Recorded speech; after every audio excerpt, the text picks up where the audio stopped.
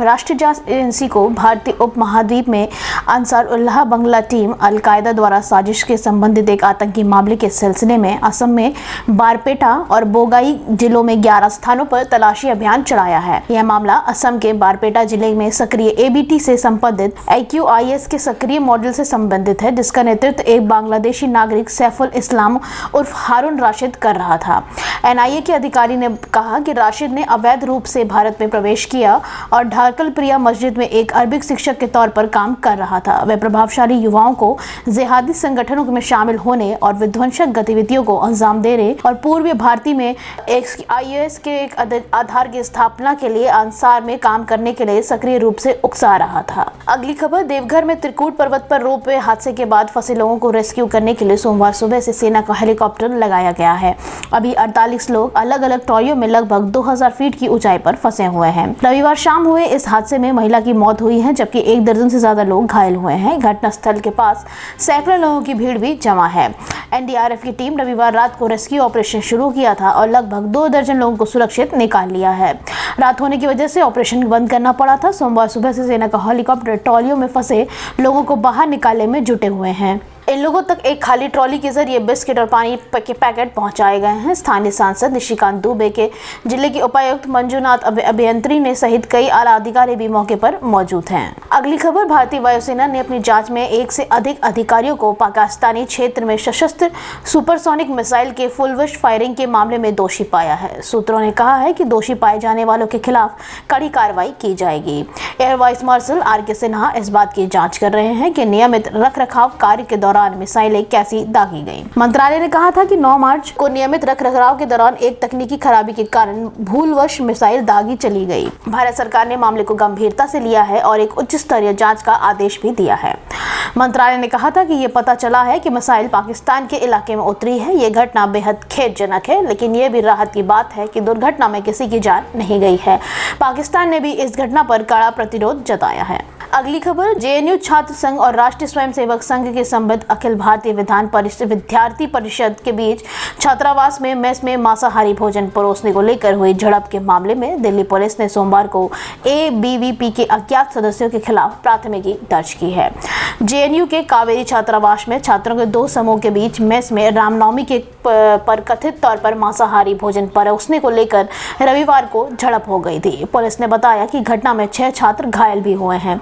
Police उपायुक्त मनोज सिंह ने बताया कि उन्हें अज्ञात ABVP छात्रों के खिलाफ सोमवार को सुबह JNU छात्र संघ, student foundation of India DSF और ऑल इंडिया स्टूडेंट्स एसोसिएशन के सदस्य छात्रों ने एक समूह में शिकायत मिली है।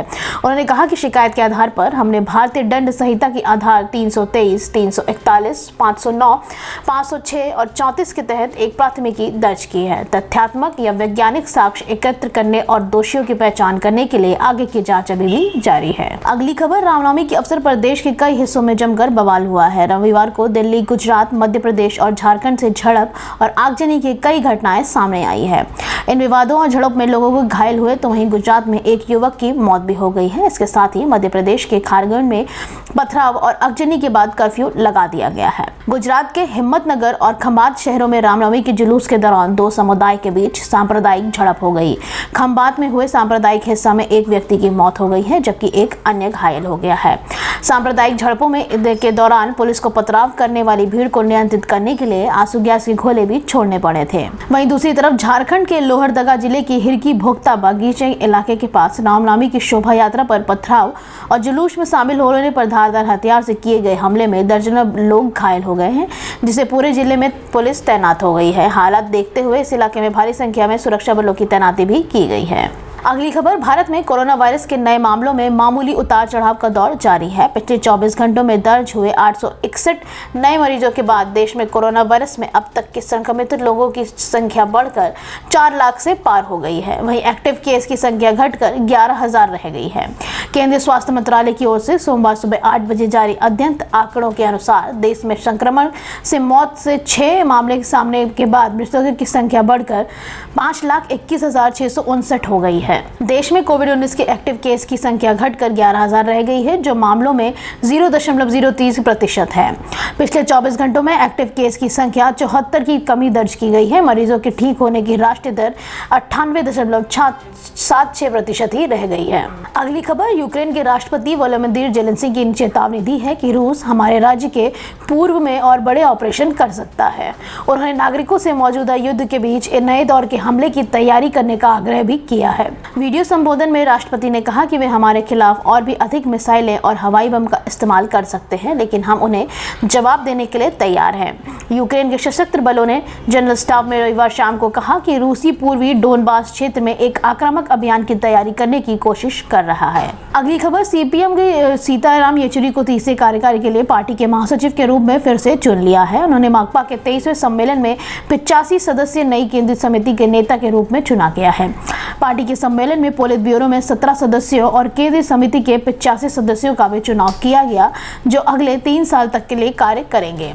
पश्चिम बंगाल के वरिष्ठ नेता रामचंद्र डोम को पदोन्नति देकर केंद्रीय समिति के सदस्य से पोलित ब्यूरो का सदस्य बनाया गया है। इसके साथ ही वे 6 दशकों का इंतजार खत्म करते हुए पोलित ब्यूरो में पहले दलित प्रतिनिधि बन गए हैं। माकपा के पोलित ब्यूरो में 2 नए चेहरों की जगह मिली है, जिनमें केरल से वाम लोकतांत्रिक मोर्चा के संयोजक ए विजय राघवन और ऑल इंडिया किसान सभा के अध्यक्ष अशोक धवले शामिल हैं। अगली खबर, पिछले हफ्ते ट्विटर के सीईओ पराग अग्रवाल ने घोषणा करते हुए कहा था कि टेस्ला के सीईओ एलोन मस्क ट्विटर के बोर्ड का हिस्सा होंगे। तभी से मस्क ट्विटर बोर्ड में शामिल होने की खबरों का तूल पकड़ रखा था।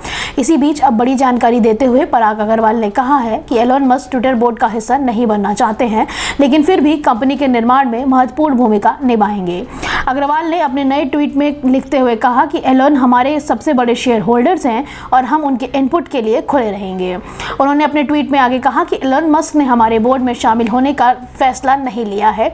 जो हुआ इसके बारे में मैं यह साझा कर सकता हूं। बोर्ड और मैंने एलोन को बोर्ड में शामिल होने के बारे में कई साथ चर्चाएं भी की थी। हम कोरल बेट करने की उत्साहित थे और रिस्क लेने के लिए भी तैयार और क्लियर थे। हम अपनी कंपनी में एलोन की एक जिम्मेदारी व्यक्ति के रूप में उपस्थिति को लेकर भी विश्वास था, जहां वह दूसरे बोर्ड मेंबर्स के साथ मिलकर कंपनी और हमारे शेयर होल्डर्स के बेस्ट इंटरेस्ट को काम करेंगे। बोर्ड ने उन्हें जगह का भी ऑफर की थी। अगली खबर, पंजाब कांग्रेस के आधिकारिक ट्विटर हैंडल को हैक कर लिया गया है। हैक करने के बाद एनएफटी ट्रेडिंग को लेकर ट्वीट किया गया है। साथ ही हैकर्स ने बहुत से अनजान लोगों को टैग करके कई सारे ट्वीट भी किए हैं। हैकर्स ने कांग्रेस नेता राहुल गांधी की भी तस्वीर पोस्ट की है। इस तस्वीर के कैप्शन में लिखा गया है, सच भारत। अगली खबर, गुजरात के भरूच जिले में सोमवार को केमिकल फैक्ट्री में आग लगने से विस्फोट हो गया, जिसमें 6 मजदूरों की मौत हो गई है। घटना अहमदाबाद से करीब 235 किलोमीटर दूर दहेज इंडस्ट्रियल एरिया में सुबह 3 बजे हुई है। भरूच एसपी लीना पाटिल के मुताबिक मजदूर में एक रिएक्टर के पास काम कर रहे थे, जिसमें अचानक विस्फोट हो गया। इससे सभी की मौतें हो गई हैं। शवों को पोस्टमार्टम के लिए भेज दिया गया है। जिस वक्त आग लगी उस वक्त ओम ऑर्गेनिक कंपनी के डिजिटल प्रोसेसिंग चल रही थी। आग इतनी भीषण थी कि दूर से ही धुएं के गुब्बारे दिखाई दे रहे थे। हादसे के बाद फायर ब्रिगेड मौके पर पहुंची और आग पर काबू पा लिया गया है। इसके बाद मृतकों के परिवारजनों को गहरा सदमा लग गया है। अगली खबर, राजस्थान रॉयल्स और लखनऊ के बीच रविवार को खेले गए मुकाबले में राजस्थान की पारी के दौरान आर अश्विन ने खुद को रिटायर आउट कर लिया। पारी के 19वें ओवर में अश्विन ने यह फैसला लिया। मैच के आखिरी ओवरों में उनके बल्ले से बड़े शॉट नहीं निकल पा रहे थे। वे केवल स्ट्राइक रोटेट कर रहे थे। उन्होंने बल्लेबाजी की शुरुआत तो अच्छी की थी, लेकिन उन्हें बाद में गेंद को बाउंड्री के पार पहुंचा नहीं पा रहे थे। इसी वजह से अश्विन ने अचानक ये फैसला लिया और अंपायर को बताकर ड्रेसिंग रूम की ओर चले गए। उनकी जगह रियान पराग बल्लेबाजी करने मैदान पर उतरे। अश्विनी आईपीएल इतिहास में रिटायर आउट होने वाले पहले खिलाड़ी बने हैं। वे टी20 क्रिकेट में ऐसा करने वाले चौथे खिलाड़ी हैं। अश्विन के इस फैसले की हर जगह तारीफ हो रही है और उन्होंने टीम के हित में यह फैसला लिया है।